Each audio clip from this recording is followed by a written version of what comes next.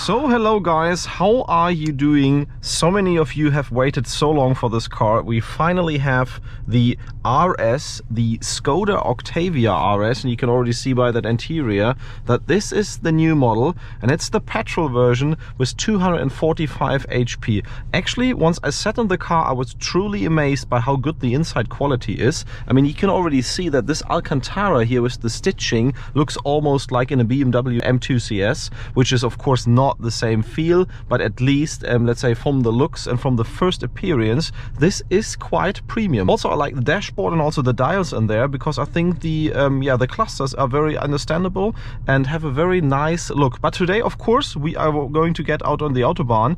We'll be using the drift box. Don't wonder that it's here, because I need to put the cable in the back, and of course measure the time that it takes to 100, and of course also 100 to 200. Again, this car, similar to the Golf 8 GTD that we just tested, sits on 18-inch winter tires, and specifically the winter tire topic is something that will influence the time. So I don't expect a very good number to 100, which is likely slower than what the factory is claiming, because those tires just don't get the grip going, and also the tarmac is a bit damp this morning. So yeah, don't, let's say, count on the 0 to 100 time too much. We put everything in sport and put the ESC into the sport mode, which enables this kind of launch control, but of course is not as, let's say, slippery as if you would turn the traction control off.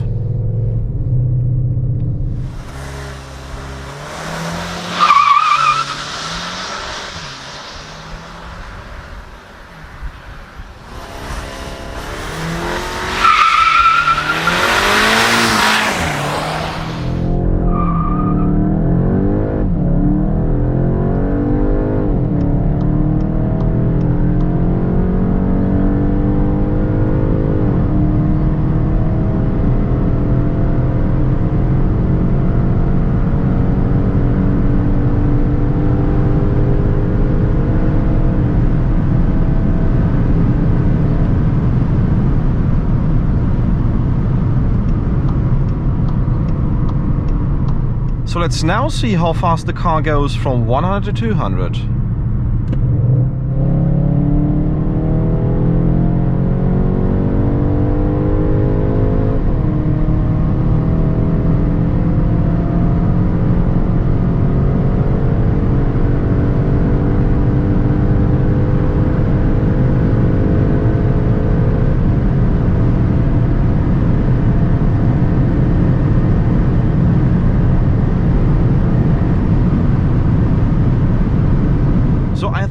We managed to do some pretty nice times. I did not expect that the 0 to 100 time as set in the beginning was that good, because we actually managed to do a 6.6 seconds on the drift box here, and I think that is a very, very good time, considering the fact that we only have those winter tires on the car. Could have been a lot worse, honestly, because the launch control works quite effective. Secondly, the number of 100 to 200 was between 15.5 and 16.4, more or less, in that direction, depending on the run, and of course probably also the wind and the slope that we had in the runs. So I would say around 16 seconds is a realistic time, 100 to 200, which puts it almost on pair with the Golf 8 GTI, which of course is a lot lighter, but also had the manual transmission in our run. So as said, I mean, this car more or less is a Golf 8 GTI sedan, if you want to call it like that.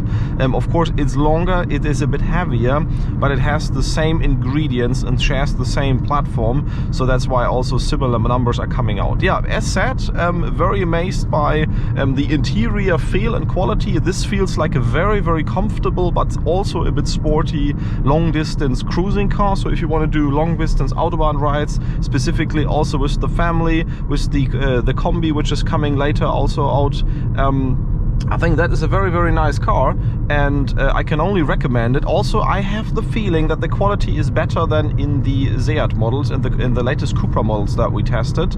So if you are a fan of interior quality, maybe this car is more the direction you want to go to than the Cupra. The Cupra, of course, is the car that has more sound to it, which is more extreme from the pops and bangs perspective. This car, from an exterior perspective, doesn't have a lot of sound, only interior sound. And that's why probably that is the difference of those two cars. So thanks for tuning in. I hope you also enjoy all the stuff that we will upload in parallel on Instagram with some nice photos of this car from the exterior and some nice video reels. And yeah, tune in for the next cars as well, of course.